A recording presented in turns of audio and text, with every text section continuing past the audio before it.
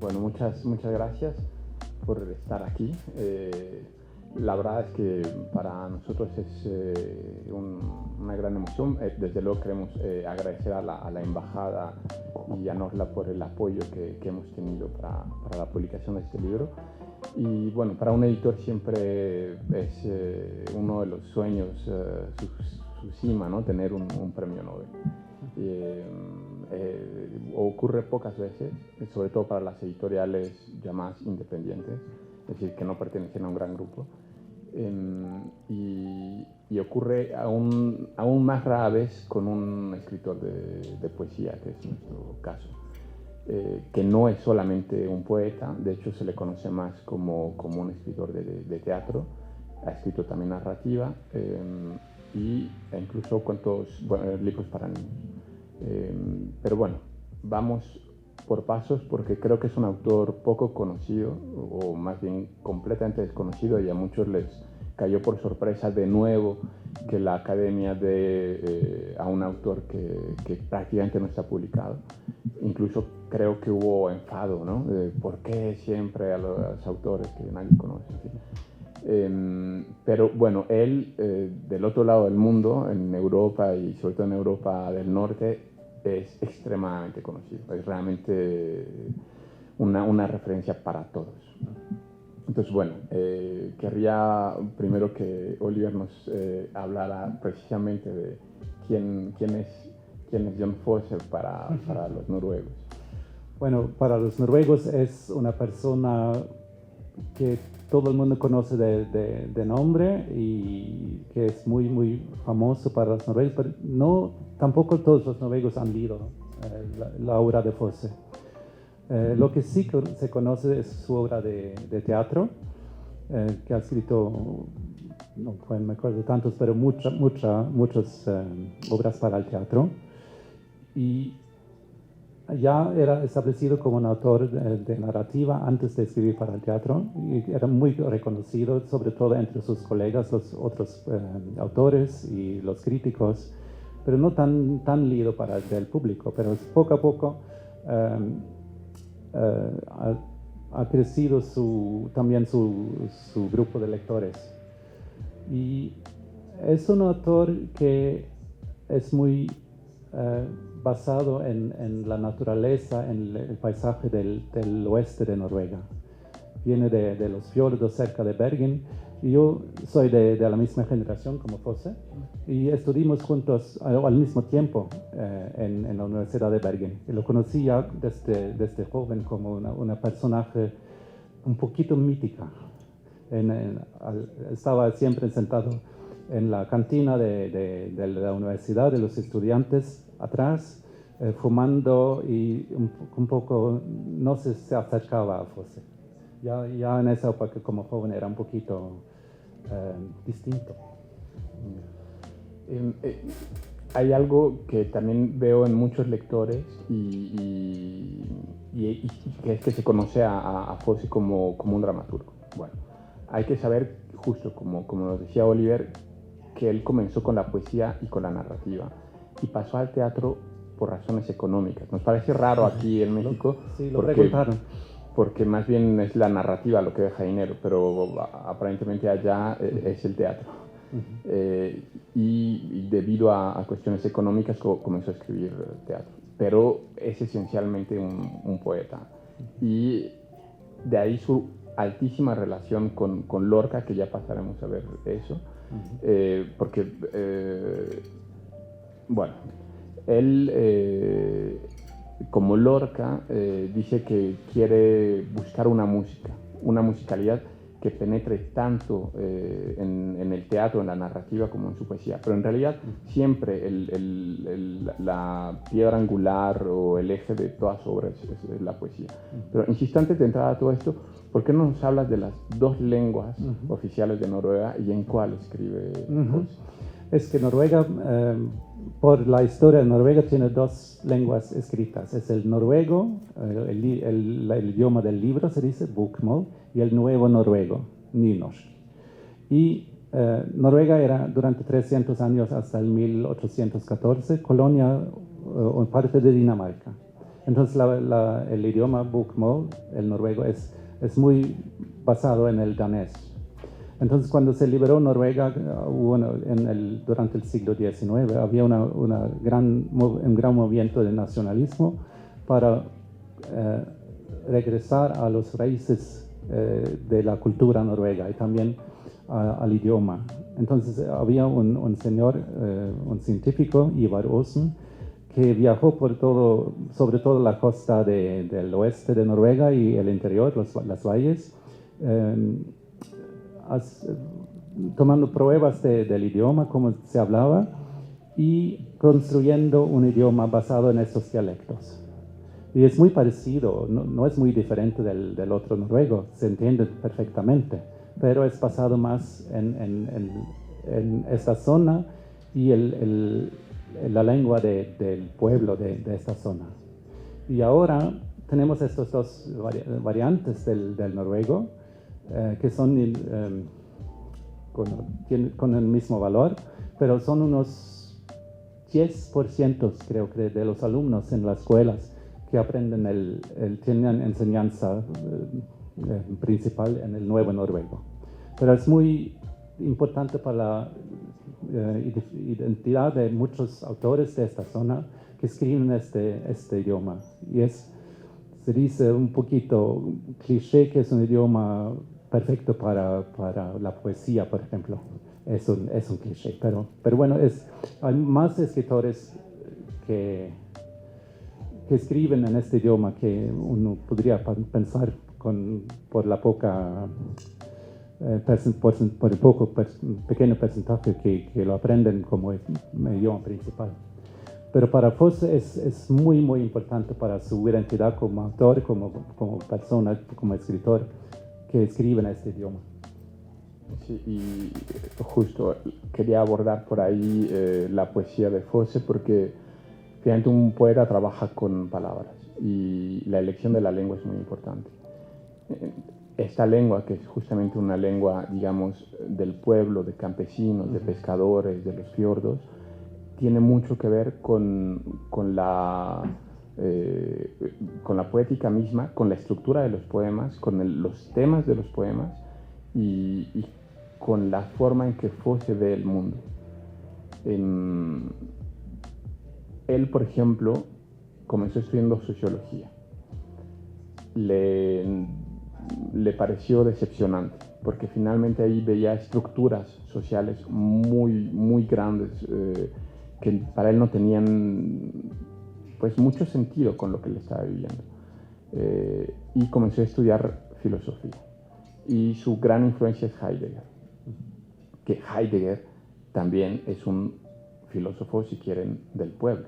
Es un filósofo campesino, es un filósofo que quiere alejarnos prevenirnos de los peligros de la técnica y volver a lo esencial, ¿no? Y se cuestiona sobre el ser del mundo, el ser de Dios, el ser del hombre. Y esas interrogantes son las mismas interrogantes de Fosse.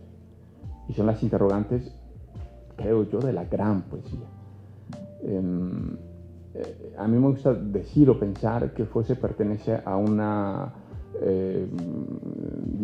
secta secreta de poetas o de escritores a los que llamo poetas o escritores órficos.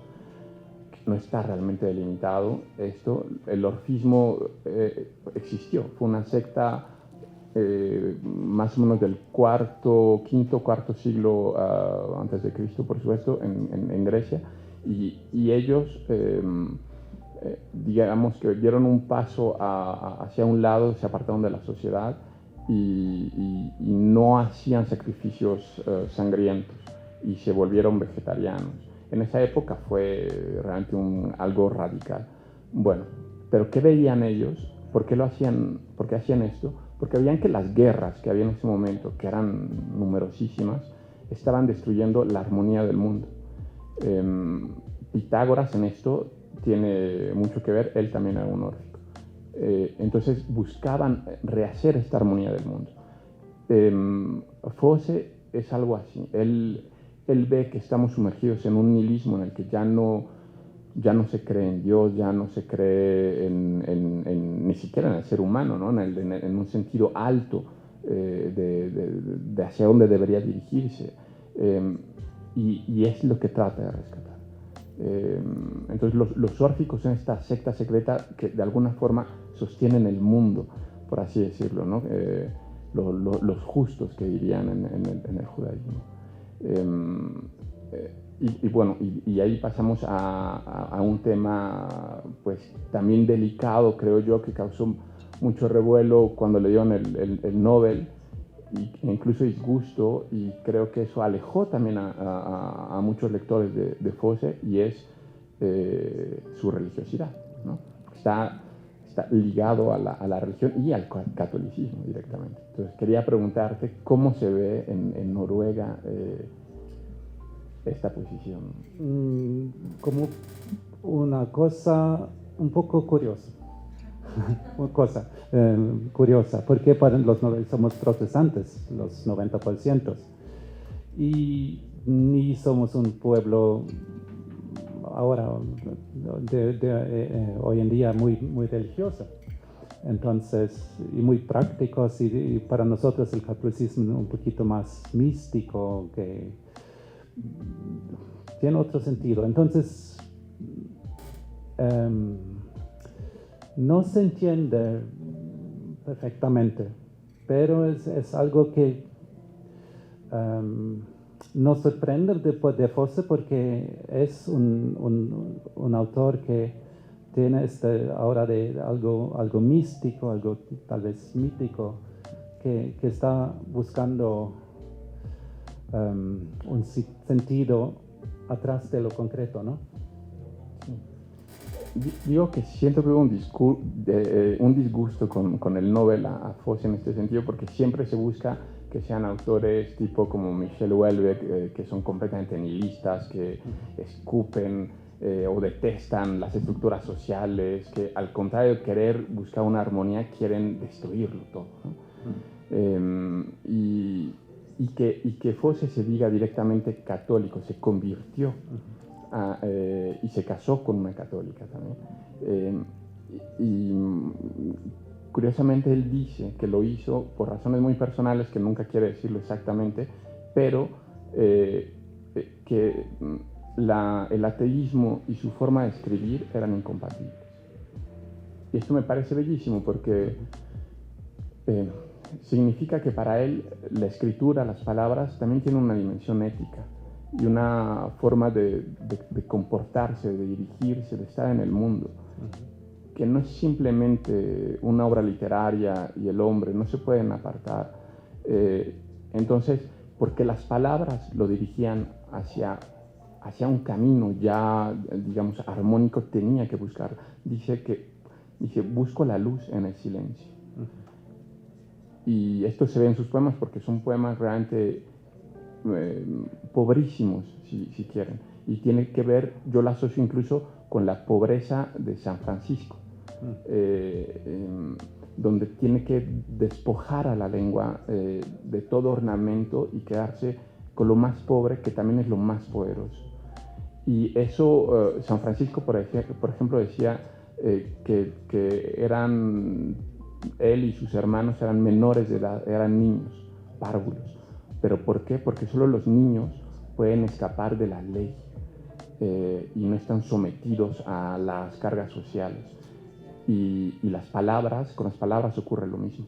Las palabras más pequeñas, las palabras que son dictadas por un niño, que son palabras de niño, también escapan a la ley y de la literatura y de la sociedad y de todo. Y solamente se puede escribir poesía así. Y solamente se puede transformar y crear una nueva armonía así. Entonces, claro, él dice que no busca ninguna liturgia, de hecho no la practica, y que solamente busca la luz.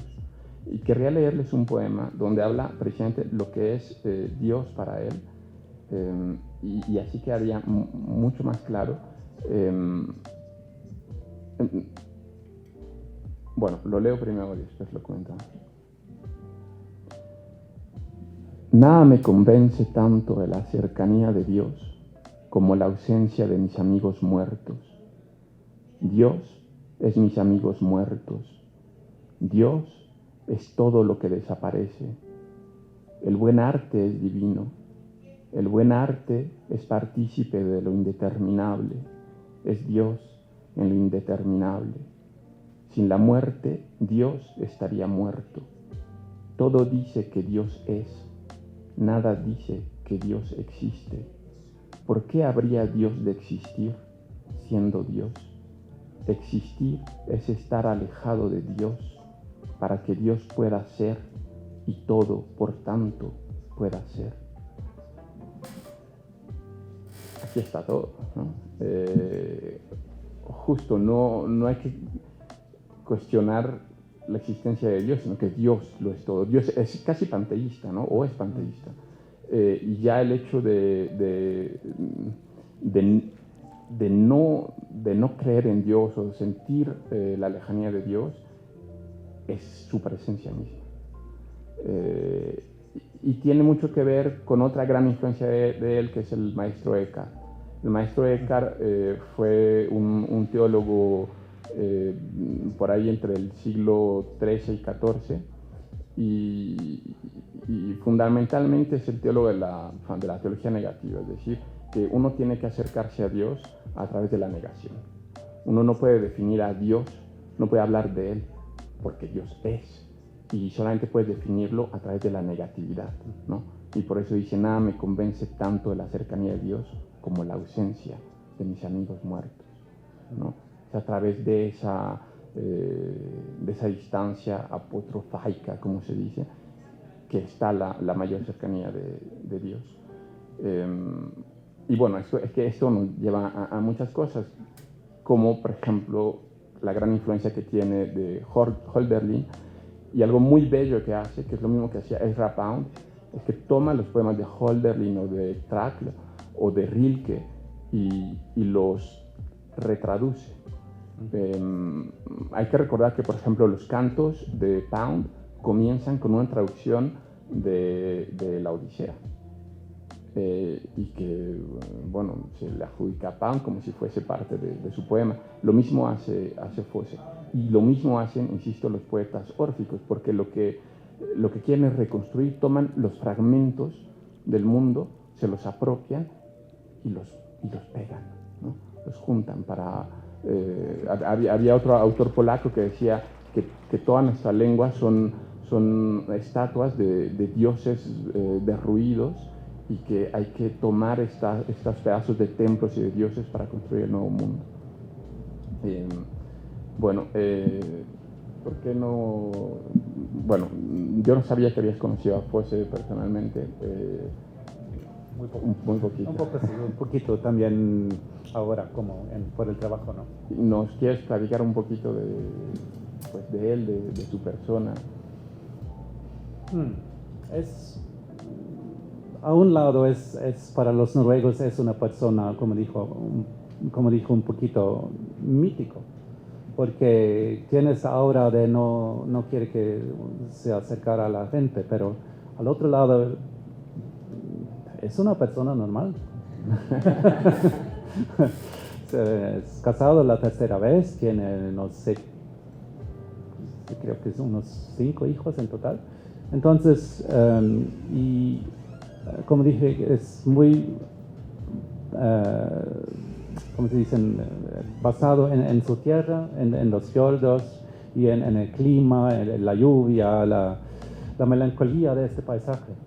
También su literatura refleja esa melancolía. Y no sé, también como los noruegos en general, él busca a Dios, como tú lo has dicho en esta manera, pero los noruegos buscan a Dios en la naturaleza. La naturaleza es tan importante para los noruegos porque Noruega es casi solamente naturaleza, apenas hay gente, apenas hay ciudades. Entonces, la naturaleza siempre está presente en la literatura, en la mente. Entonces, los noruegos no van a la iglesia, van a la naturaleza para encontrar a Dios. Pero Fosse hace las dos cosas, ¿no? Fosse hace las dos cosas. Sí. Y quería, quizá no lo hice directamente, pero hablar, si nos podías hablar o que toquemos el tema que fue también un poco delicado sobre su alcoholismo. Aparentemente Fosse era un gran alcohólico. Sí, sí. Le ayudaba a escribir. Yo entiendo que también las sustancias que alteran los sentidos pueden acercarnos o a sensibilizarnos más ante Dios, ante la naturaleza, ante incluso experiencias místicas, pero parece que llegó un momento en el que le perjudicaba, ¿no? Sí, sí, él tuvo como ¿cómo se llama? Un colapso. Un colapso. Sí, colapso, se fue, tuve que ir al hospital por el alcohol. Entonces entendió que no podía tomar más. Entonces, porque creo que para él, como una persona tan sensible, y con todo el éxito que tenía, sobre todo en teatro, viajaba mucho por toda Europa, por todo el mundo, y para él le costaba mucho, y por eso tomaba, para poder encontrarse con toda esa gente, con todo este ruido. Enseguida. Y creo que para él necesitaba el alcohol para soportar todo eso, y al final no podía más. Y lo que ha dicho es que por eso ahora no viaja, porque sin alcohol no puede viajar, no puede encontrarse con toda esa gente. Entonces, lo acabó. Y por eso no está aquí. Bueno, de hecho, la primera vez que hablamos de la obra de Fosse fue, yo creo que en 2018 o 19, y tú me habías dicho que justo que no viajaba, pero que quizá a México podría viajar. Desgraciadamente, fue un error. Les quiero leer otro poema donde precisamente vemos la presencia de lo divino en lo más cotidiano. Y es un poema que dedica a su abuela. Su abuela fue muy importante para él y murió ya hace como 20 años. Y cuando digo que estamos de acuerdo, ¿no? que lo divino está en la naturaleza, está en aquello que es y no en aquello que existe. Me recuerda también a estos poetas, digamos, de la presencia, donde con las palabras tratan no de decir algo o de crear algunas ideas, sino de que acontezca. Heidegger precisamente decía, cuando digo montaña, me adentro en la montaña. Entonces es este aparecer y este adentrarse en las palabras. Y aquí este poema tan sencillo creo que lo muestra. Se llama Zapatos Rojos. Ahora que has desaparecido y todo está silente en el silencio tan silente, ¿qué es lo que vemos? ¿Qué es lo que escuchamos? ¿Qué es lo que hacemos? Porque cuando desapareces y la boca abierta se va, ¿qué es lo que decimos? ¿Qué es lo que pensamos? ¿Qué deberíamos haber pensado antes de que desaparezca y sea todo tan distinto y se haga el silencio? Pero caminas por ahí con tus zapatos rojos y nuevos.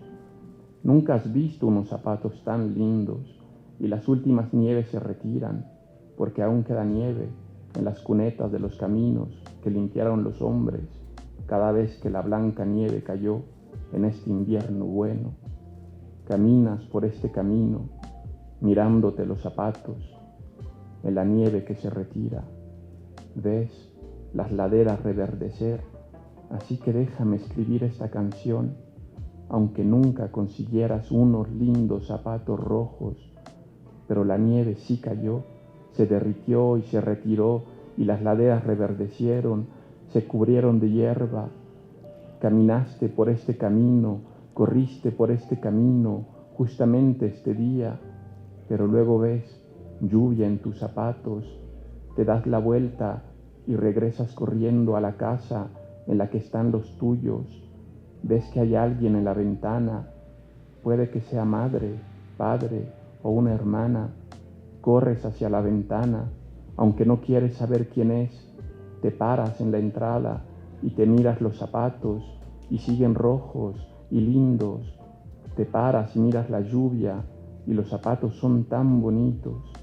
Te veo parada mirando la lluvia, pero quizá nunca te paraste así a mirar la lluvia. Quizá no pensaste así, pero la lluvia ha llovido y los ojos han visto y la entrada sigue estando donde estuvo y tú estás ahí en la entrada y miras la lluvia. ¿Y dónde estaría yo cuando alguien abrió la puerta? ¿Y dónde estás tú cuando escribo esta canción para ti, que te llamabas Hedwig, te llamabas?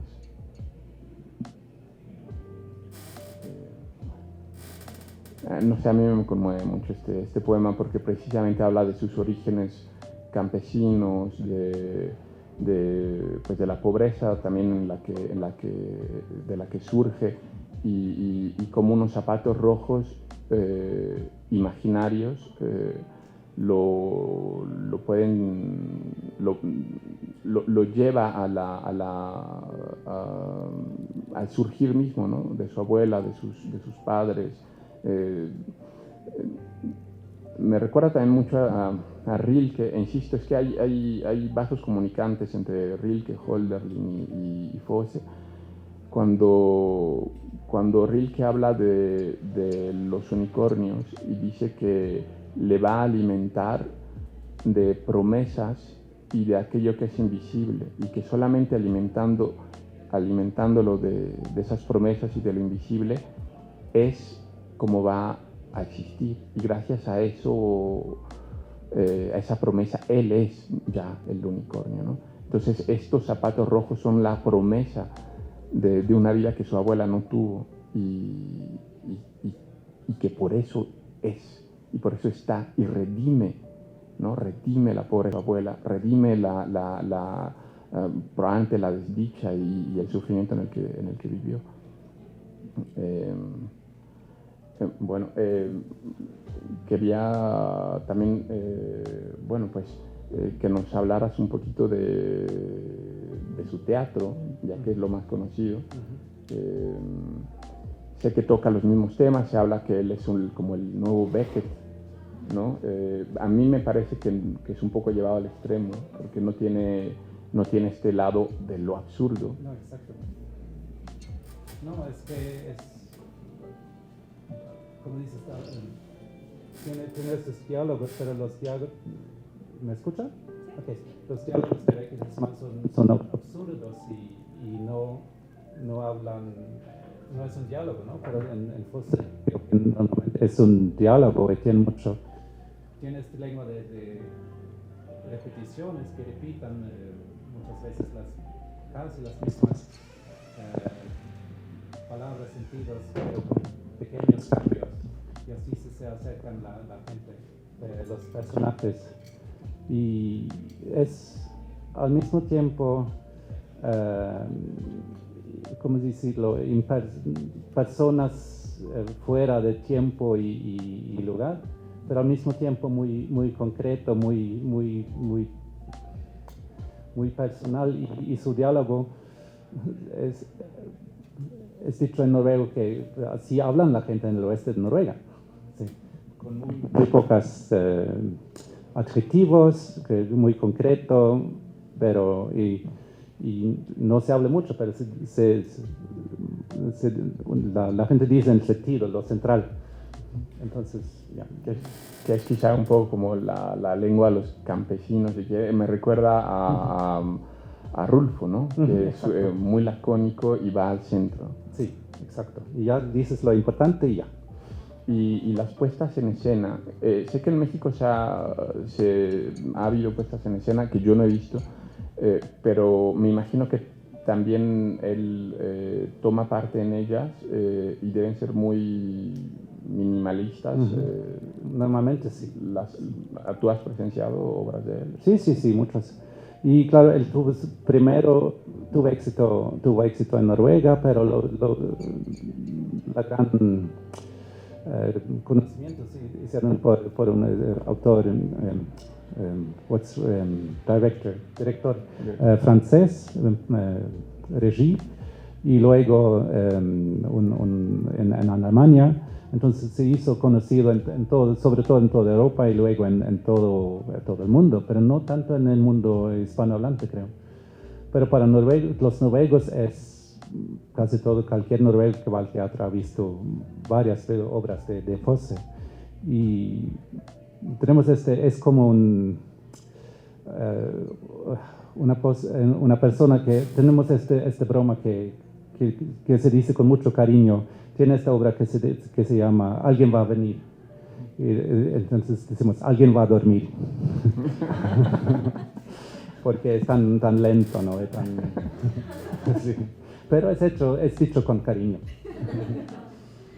Es la obra con la que se hizo célebre y es una especie de respuesta a Esperando a Godot. Sí. Sí, bueno. Y bueno, es que, bueno, ya que estamos con el libro de poemas, quiero leerles otro más. Espero no aburrirles con esto. Es de hecho el poema que elegimos para la contraportada. Y bueno, vale, ya lo escuchan ahora.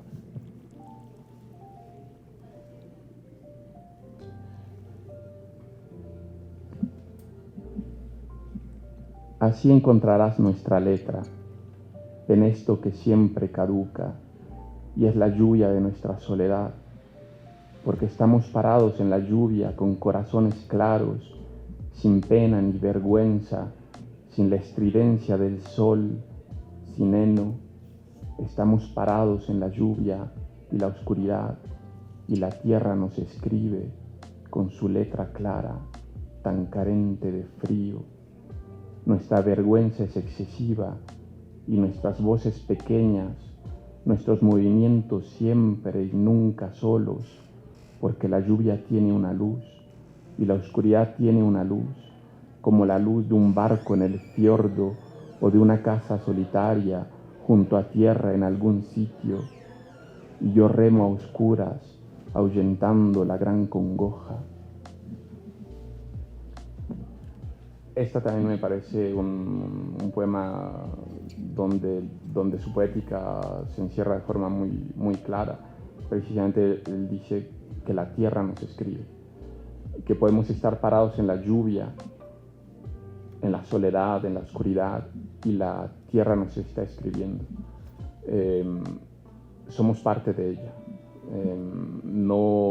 Justamente no hace esta separación completamente torpe que se hace en Occidente sobre cultura y naturaleza. Y dice, la lluvia tiene una luz, la oscuridad tiene una luz, la luz misma tiene una luz. Y es esa luz la que nos está haciendo y todo el tiempo, ¿no? La luz de la tierra. Y dice la tierra, no la luz del cielo. Por eso también para los católicos es alguien sospechoso, porque no piensa en un mundo, en una vida en el más allá, sino que la vida esta terrenal, presencial, es la vida divina, es la vida que nos hace sagrados, ¿no? E invulnerables, ¿no? Decía Kafka también que aquello invisible que tenemos dentro es lo que nos hace invulnerables. Bueno, habíamos pensado que quizá ustedes tendrían un poco de preguntas, dado que es un autor que quizá pueda suscitarlas. Bueno, yo tenía un par de preguntas. Justo como dices, un autor poco conocido, e incluso para los que estamos en la Embajada de Noruega. Yo quería preguntarles dos cosas. He oído a muchas personas decir que Fosse es un autor que podría interesar en México porque toca mucho el tema de la muerte y que es algo que para los mexicanos puede resultar como un punto de contacto con el teatro de Fosse. Entonces no sé, que puedan también contarnos sobre la muerte en Fosse. Y lo otro es que cuando se anunció el Nobel, tú decías de gente que se ha molestado porque haya sido él, veía muchos comentarios de otra vez un hombre blanco europeo, ¿no? Pero para mí, ya leyendo más sobre él, me da la impresión de que también es alguien que representa una minoría, y no sé, Oliver, si ahí tú nos puedas comentar, siendo alguien que escribe en nuevo noruego, que es una lengua minoritaria, que es católico en un país protestante, siento que también hay esa visión de un autor de minorías, pero no sé si en Noruega se ha visto como un autor de minoría también. Pues serían esas dos preguntas. Sí, en una manera sí, que pertenece a una minoría, sobre todo por el idioma y tal vez también por la religión, pero al mismo tiempo es uno de nosotros, entonces es mezclado. Y como dice no es una respuesta a la pregunta, pero creo que lo que hace Amado Fosse que no es absurdo como dijiste con otras obras y es una obra que da esperanza y que tiene algo, como si dices con luz. ¿No se escucha? Ay, perdón, ¿hay que repetir? No. Y la otra pregunta era, no era... La muerte en Fosse y cómo se vincula eso un poco, porque mencionaste a Rulfo y he escuchado a algunos decir, es un poco también como Rulfo y la muerte, o sea, como que hay un punto de contacto. Completamente, y los poemas que leímos está la muerte presente todo el tiempo, pero justo como hablábamos al inicio, como presencia de Dios. Yo en Rulfo eso no lo veo. La muerte sí, pero no veo la parte divina en Rulfo. Quizá tengo una lectura sesgada como mexicano, no sé. Pero sí, desde luego que puede interesar por la muerte, pero por mucho más. Y qué bueno que dijiste que la gente se enojaba porque era un hombre blanco, europeo y de mediana edad, etc. Y a mí me dio muchísimo gusto, evidentemente que se lo dieran, y que la gente pusiera el dedo en la llaga, porque en realidad es una de las poquísimas veces en que la Academia Sueca se lo da no a un hombre blanco, bla, bla, sino a la literatura, a un verdadero poeta. Una de las poquísimas veces que lo hace. Entonces, bueno, por fin, yo decía que no había que separar en Fosse al ser humano, pero de su obra, pero al ser humano ético, es decir, en su posición en el mundo, no a su color de piel o donde nació. En fin, no sé si hay otras más. ¿Tú crees que lo vayan a incluir en la librería del futuro? En la Future Library. Tal vez lo ya deberían haber hecho, porque ya incluyeron a Knausgård. Entonces debe pasar bastante tiempo para no incluir a otro hombre blanco noruego. Sí, pero sí, sí, debería estar allá. Estoy de acuerdo. Y como lo dices, es un premio a la literatura y no a Noruega en sí. Que Fosse fue profesor de Knausgård. Sí, en la Academia de Escritura en Bergen. Y Knausgård había escrito, no sé, un poema o no sé qué era, y Fosse vino y dice, eso no. Un sentido que eso sirve, quédate con esto. Tienes que ser muy estricto y muy a punto. Ernesto, no he tenido el gusto de leer a John Fosse, pero a ti sí. ¿Te sientes que tu poesía está identificada con la de él? Bueno, es complicado, identificada no lo sé, pero desde luego que yo me sentiría parte de esta secta de poetas órficos. Y sí, desde luego, y creo que todos los poetas que publicamos en la colección de poesía de Sexto Piso van por ahí. Sí, nunca publicaríamos, por ejemplo, un poeta llamado, o como los que llaman en España, de la ¿cómo los llaman?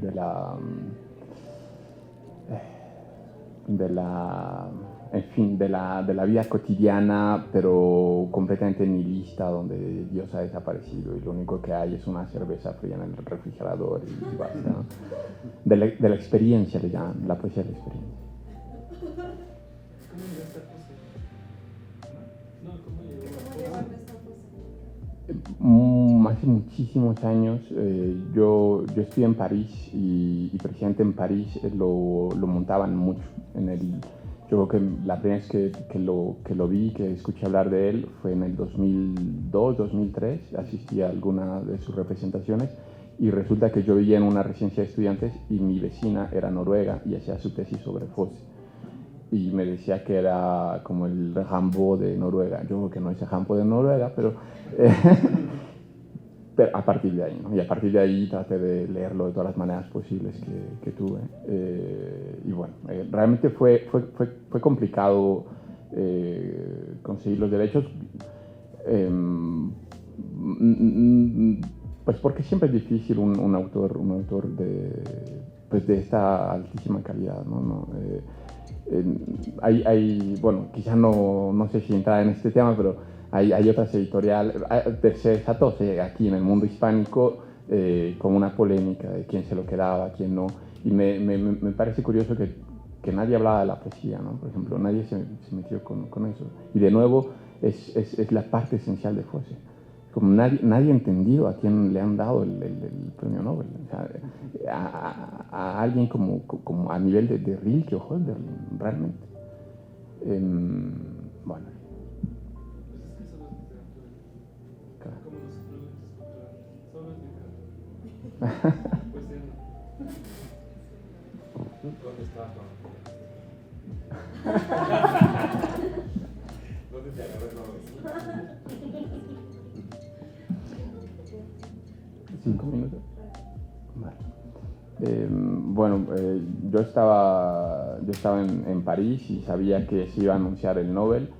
El año pasado yo esperaba ya que se lo dieran. Para mí, debo decirlo, fue una gran decepción porque no se lo dieron a Fosse el año pasado y esta vez estaba atentísimo, así que lo escuché en vivo y desde luego la transmisión es en vivo cuando lo... Sí, cuando lo ¿Y dónde estabas, Oliver, cuando...? Yo estuve en la oficina, en Norla, y como cada año, los últimos años, estaba enfrente de la pantalla y pensaba, ahora lo van a decir, y claro, como siempre, no lo van a dar a Fosse. No tenemos confianza en los suecos. Y de repente pasó. Entonces, una alegría enorme. Y lo que quiero decir también, que es como tú dices que es poeta. Ella es poeta en toda su obra, en las obras de teatro y en la narrativa. Y cuesta un poquito de trabajo tal vez de entrar en su obra, pero cuando entras es como hipnótico, ¿no? Te quieres quedar allá. Entonces ahora tenemos las poemas y ese primer tomo y van a seguir, que es estupendo. Y también tenemos la otra obra como la Septología, que es una obra tan grande y se puede quedar mucho tiempo. Y es fabuloso. Lo recomiendo. Ya. Bueno, les agradecemos muchísimo su presencia. Gracias.